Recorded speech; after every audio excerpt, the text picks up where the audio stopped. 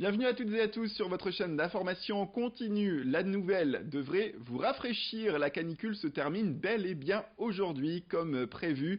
Le mercure ira jusqu'à 30 degrés dans les terres du Nord et du Pas-de-Calais. Sur le littoral, ça baisse à nouveau fortement avec 26 degrés de prévu, notamment à Dunkerque au plus haut de la journée. Le tout sous un ciel dégagé, mais les nuages arrivent accompagnés d'orages, sachez-le. Ce sera dès ce soir selon les dernières prévisions. Pour plus de détails, retrouvez le point complet après cette édition. Après l'échec de sa traversée de la Manche en flyboard, l'inventeur et pilote Frankie Zapata s'est prêté au jeu de la conférence de presse. C'était à Blériot-Plage ce jeudi. Le pilote s'est montré plus frustré que choqué lorsqu'il a évoqué sa chute intervenue au kilomètre 18 hier lors de la traversée de la Manche. Il n'a qu'une égratignure au coude. Il dit pouvoir d'ailleurs réparer sa machine en un jour et pense être en mesure de retenter l'exploit d'ici une semaine. Au moment de la chute, le pilote a été maintenu, dit-il, à la surface par un système de sécurité, mais il déclare avoir bu un peu d'eau pour pouvoir respirer dans son casque. Le maire de la commune, quant à lui a remis la médaille de la ville. On écoute tout de suite Frankie Zapata qui revient sur cette mauvaise expérience et son désir de recommencer. Aujourd'hui, il y a d'énormes difficultés à atterrir sur un bateau. Tous les pilotes pourront vous le dire, c'est extrêmement difficile. Nous, on s'est basé sur du vécu, ce qu'on avait déjà fait à Miami il y a 1 an et demi. Et la configuration du bateau n'est pas la même. Peut-être la façon dont le capitaine a piloté le bateau n'est pas la même. La mer non plus. Elle était beaucoup plus agitée dans tous les sens. C'était plus du clapot que de la houle. Donc tout ça a fait qu'on a raté. Aujourd'hui, on se reconcentre sur le gros problème, puisque finalement, il me restait même pas 16 km à faire pour arriver en Angleterre. Donc c'était voilà, la partie vol. Je dirais qu'on est vraiment pas mal maintenant. Donc il faut renforcer le refueling. C'est officiel, le groupe de travaux publics Eiffage a signé hier à Lille la concession de services publics pour 20 ans de la gestion de l'aéroport de Lille-les-Quins. L'entreprise s'est associée à l'aéroport de Marseille pour peser lourd dans le paysage aéroportuaire et afin d'obtenir cette nouvelle délégation de services publics. Et autant dire que ses ambitions sont fortes en matière de développement pour cet aéroport régional.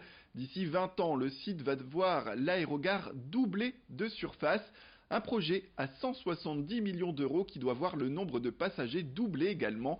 L'entreprise veut en effet passer de 2 à 4 millions de passagers à terme.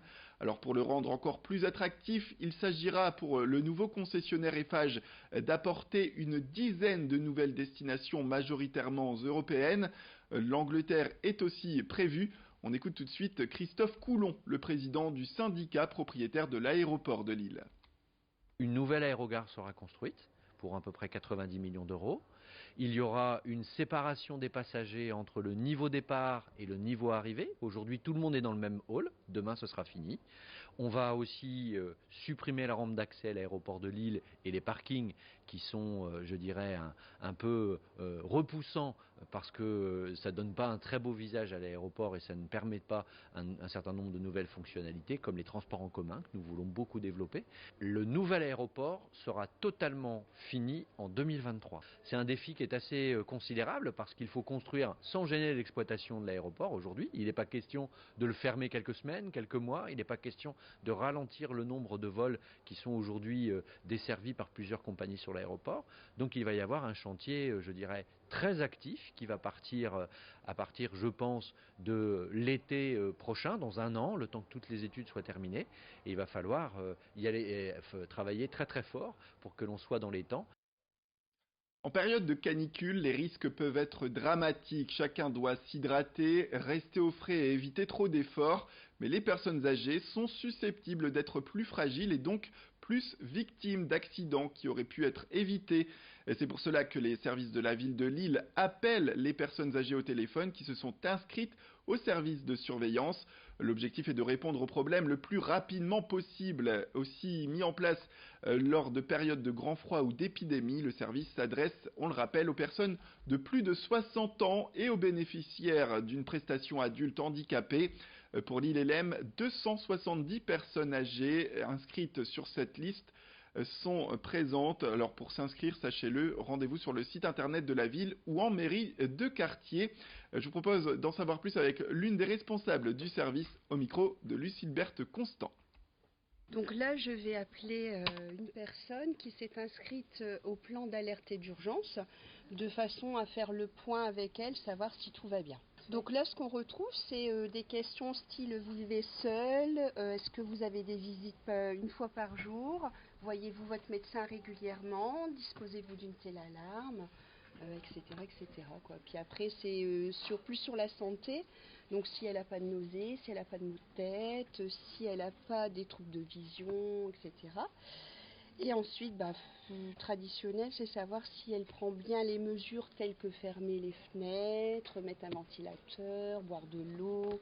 On se sent utile et puis on se dit, voilà, les gens sont contents de nous avoir au téléphone. Et puis il y a un échange. Et puis des fois, il y a des gens qui n'ont pas d'appel pendant toute une semaine. Donc effectivement, quand ils nous ont au téléphone, c'est la joie au cœur, quoi, on va dire. Voilà de quoi sécuriser les personnes âgées. Depuis le mois d'avril à Roubaix, les ateliers Rémico regroupent une quinzaine d'artistes issus des cultures urbaines. Ils sont graffeurs, street artistes ou stylistes et occupent chacun un box dans lequel ils réalisent leurs créations. Des espaces communs leur permettent de confronter leurs idées, leurs critiques, leurs regards sur le travail de chacun. C'est aussi un lieu d'exposition avec notamment l'organisation de portes ouvertes régulières. Des box sont d'ailleurs disponibles à la location. L'association des ateliers de Rémico lance un appel aux artistes qui souhaiteraient intégrer les lieux. Le seul impératif est d'être issu de l'art urbain. Plus d'informations à ce sujet avec la coordinatrice des lieux. Ce qui compte pour nous, c'est la volonté de s'impliquer dans un projet collectif parce qu'on est dans un lieu autogéré.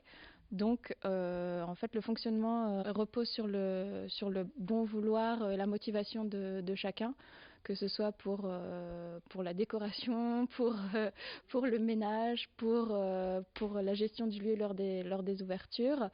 Donc, c'est très important d'avoir la volonté d'être dans une dynamique de groupe. Et puis, on va essayer de prendre des artistes avec des profils et des réseaux variés.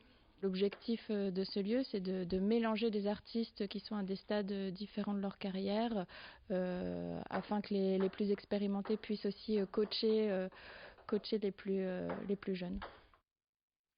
Voilà, c'est la fin de cette édition. Merci à toutes et à tous de nous avoir suivis. Comme promis, retrouvez tout de suite après le jingle vos prévisions météorologiques.